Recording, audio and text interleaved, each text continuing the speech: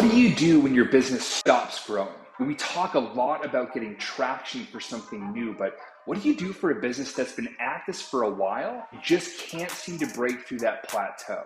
We've now spent over $100 million helping e-commerce brands, apps, and other startups scale with content and ads. And that means we've had a front row seat to some very exciting growth stories, rounds of funding raised, unicorn status reached, successful exits. It also means that we've developed an eye for spotting patterns. So for instance, when teams hit a plateau with new sales, there's a very familiar pattern that leads up to it. Let's call this the little circle of death. Here's how it works. Early on, the startup finds traction with a simple message that reaches the tiny part of their addressable audience that's in buying mode. It's that Instagram ad that takes off, or a paid search campaign that scales up quickly. Those ads produce a positive return, so more budget is released, more sales result. Then eventually, as the audience gets tired of seeing this message, those returns decline until the next ad creative breakthrough.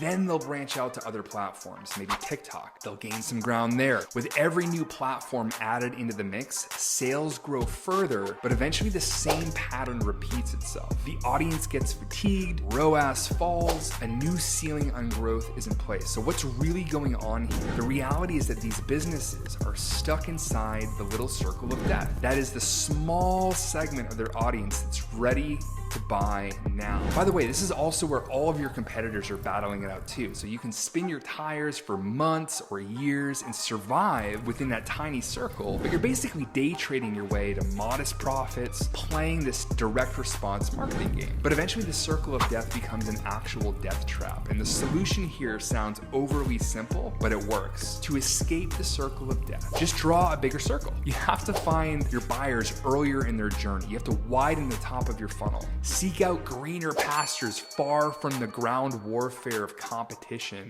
in that tiny circle of death. We've developed a simple process that you can put to work for your business today. It's worked for some of the fastest growing brands in the world, but there's no reason the secret should die with them. So click the link somewhere near this video to check out how we do it.